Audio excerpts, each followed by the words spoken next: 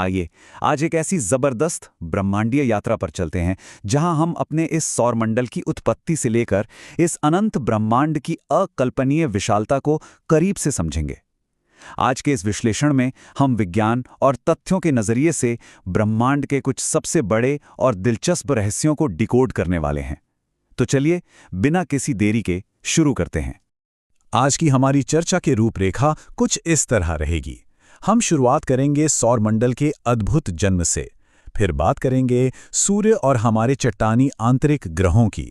इसके बाद हम बाहरी विशाल गैस दानवों की ओर बढ़ेंगे और अंत में इस ब्रह्मांड की अकल्पनीय विशालता को समझने की कोशिश करेंगे।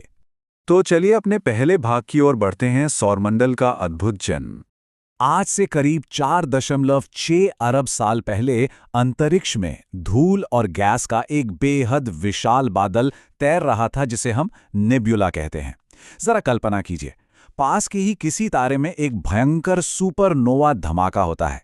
उस धमाके की शॉक वेव ने इस शांत नेब्यूला को सिकोड़ना शुरू कर दिया। फिर क्या था? गुरुत्वाकर्षण यानी ग्रेविटी के कारण सारा का सारा पदार्थ तेजी से केंद्र की ओर इकट्ठा होने लगा। इसी से एक प्रोटोस्टार का जन्म हुआ। गुरुत्वाकर्षण की वजह से दबाव और गर्मी इतनी ज्यादा बढ़ी कि तापमान 1.5 करोड़ डिग्री सेल्सियस तक पहुंच गया। और इसी भयानक गर्मी में न्यूक्लियर फ्यूजन की शुरुआत हुई, जिसने हमारे सूरज को हमेशा के लिए रोशन कर दिया। सूरज तो बन गया, लेकिन उसके आसपास बचे हुए पदार्थ का क्या हुआ? खैर, वो सारा मलबा एक बेहद ही अराजक प्रक्रिया से गुजरा, जिसे एक्रीशन कहते हैं। ये कोई रातों रात होने वाला काम नहीं था, बल्कि करोड़ों सालों तक चला। अंतरिक्ष में तैरते छोटे छोटे पत्थर आपस में बहुत जोरदार तरीके से टकराकर वे बड़े चट्टानों में बदलते गए और अपने गुरुत्वाकर्षण से अपने रास्ते में आने वाले मलबे को साफ करते हुए उन्होंने आखिरकार शुरुआती ग्रहों का रूप ले लिया। ये बिल्कुल किसी विशाल पजल के टुकड़े जुड़ने जैसा था। अब एक बड़ा दिलचस्प सवाल आता है, हमारे सौरमंडल में दो बिल्कुल अलग अलग तरह के ग्रह क्यों मौजूद हैं? कुछ एकदम ठोस और चट्टानी, तो कुछ सिर्फ गैस के गुब्बारे। इसका सीधा सा कारण है हमारे सूरज की भयानक गर्मी। सूरज के पास वाले इलाके में गर्मी इतनी ज्यादा थी कि केवल भारी तत्व ही उसे बर्दाश्त कर सकें। इसलिए अंदर वाले ग्रह चट्टानी और ठोस बने।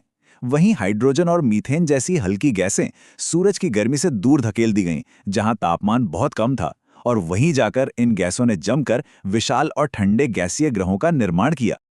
आइए अब अपने दूसरे भाग पर चलते हैं, सूर्य और चट्टानी आंतरिक ग्रह। शुरुआत जाहिर है हमारे सूरज से ही होगी। सबसे जरूरी बात जो हमें समझनी है वो ये है कि हमारा सूरज कोई ठोस जमीन नहीं है, बल्कि ये मुख्य रूप से हाइड्रोजन और हीलियम गैस का एक विशाल उबलता हुआ आग का गोला है। ये हमारी पृथ्वी से लगभग 15 करोड़ किलोमीटर दूर है। इस दूरी का अंदाजा आप ऐसे लगा सकते हैं कि प्रकाश, जिसकी गति पूरे ब्रह्मांड में सबसे तेज है, उसे भी सूरज से निकलकर हम तक पहुंचने में 8 मिनट और 16 सेकंड का लंबा वक्त लग जाता है। अब बात करते हैं सूरज के सबसे करीबी 4 ग्रहों की। ये चारों एक दूसरे से बिल्कुल अलग हैं। जहां बुध सबसे छोटा है और महज 88 दिनों में सूरज का चक्कर लगा लेता है, वहीं शुक्र कार्बन डाइऑक्साइड के कारण सबसे ज्यादा गर्म है। और मजेदार बात यह है कि ये बाकी ग्रहों के मुकाबले उल्टी दिशा में घूमता है। फिर आती है हमारी पृथ्वी, जो एकदम गोल नहीं बल्कि जियोइड आकार की है और पूरे ब्रह्मांड में जीवन का इकलौता ज्ञात घर है। और अंत में मंगल, जो अपनी मिट्टी में मौजूद भारी आयरन ऑक्साइड यानी एक तरह की जंग के कारण अंतरिक्ष से एकदम लाल दिखाई देता है। अब जरा इस तथ्य पर गौर कीजिए, ये सच में दिमाग घुमा देने वाला है। हम अक्सर सोचते हैं कि हमारे ग्रह बहुत बड़े हैं, और वो हैं भी, लेकिन अंतरिक्ष का ज्यादातर हिस्सा पूरी तरह से खाली है। पृथ्वी और हमारे चांद के बीच की दूरी लगभग 3,84,400 किलोमीटर है। और पता है क्या? इस खाली जगह के बीच में हमारे सौरमंडल के बाकी 7 ग्रह बिल्कुल आराम से एक साथ लाइन में फिट हो सकते हैं। है ना कमाल की बात? अब बढ़ते हैं अपने तीसरे भाग की ओर, बाहरी विशाल गैस दानव।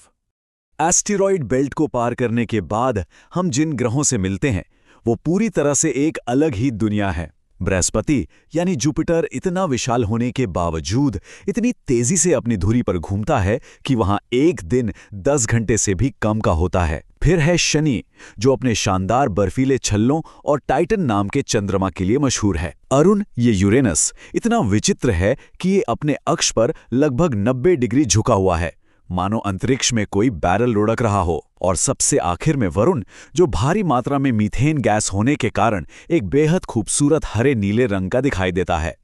बृहस्पति के बारे में एक बेहद ही दिलचस्प क्या होता अगर वाली थ्योरी है। बृहस्पति दरअसल सौर मंडल में बनने वाला सबसे पहला ग्रह था। उसने अपने अंदर इतनी ज्यादा गैस और द्रव्यमान इकट्ठा कर लिया था कि वो एक तारा बनने से बस बाल बाल बच गया। वैज्ञानिकों का मानना है कि अगर इसका द्रव्यमान थोड़ा सा भी और बढ़ जाता तो इसमें भी न्यूक्लियर फ्यूजन शुरू हो जाता और ये एक ब्राउन डॉर्फ तारा बन जाता। जरा सोचिए, तब हमारे आसमान में एक नहीं बल्कि 2 सूरज चमक रहे होते।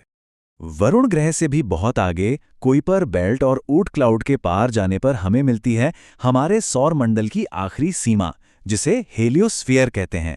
ये सूरज से निकलने वाले कणों का बना एक अदृश्य और बेहद विशाल बुलबुला है।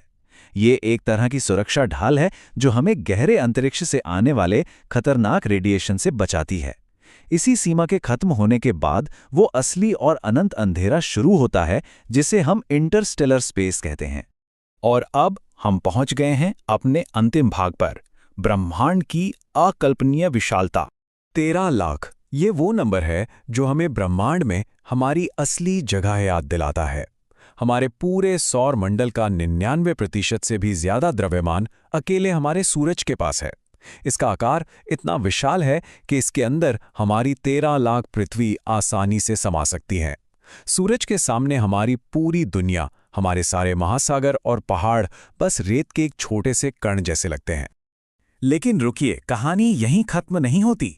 हमारा ये महाकाय सूरज भी ब्रह्मांड के असली दानवों के सामने एक सूक्ष्म बिंदु से ज्यादा कुछ नहीं है।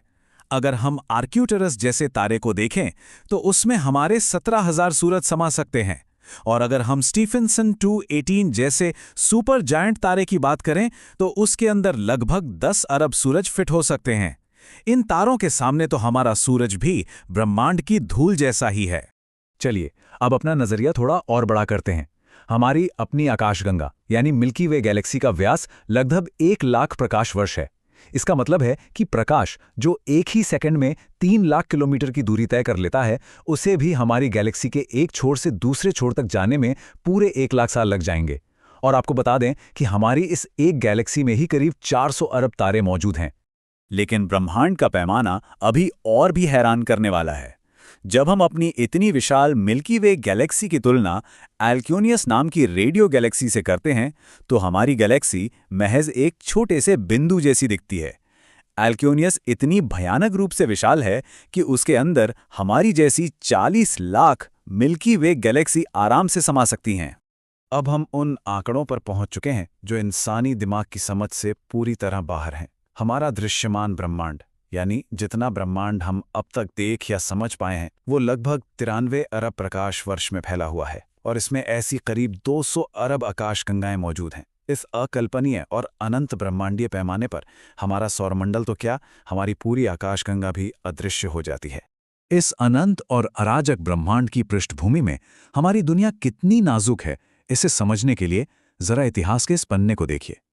आज से करीब 6.5 करोड़ साल पहले कुइपर बेल्ट से भटका हुआ महज एक क्षुद्र ग्रह यानी एस्ट्रॉयड पृथ्वी से टकराया, और उसने पल भर में ही उस समय के सबसे ताकतवर जीवों डायनासोर की पूरी प्रजाति को ही नक्शे से मिटा दिया। ब्रह्मांड की इस विशालता के सामने हमारा अस्तित्व सच में बहुत नाजुक है। तो अंत में एक बहुत बड़ा सवाल उठता है, इतने विशाल ब्रह्मांड को देखते हुए, जहां 200 अरब से ज्यादा आकाशगंगाएं हैं और उनमें खरबों खरबों ग्रह मौजूद हैं, क्या हम सच में अकेले हैं? क्या इस अनंत अंधेरे में कहीं कोई और भी है जो आसमान की तरफ देखकर यही सवाल पूछ रहा होगा? इसी विचार के साथ हम आज के इस विश्लेषण को यहीं समाप्त करते हैं। अगली बार जब तारों से भरे आसमान को देखें तो इस अकल्पनीय विशालता पर विचार जरूर कीजिएगा। हमारे साथ जुड़ने के लिए बहुत बहुत धन्यवाद।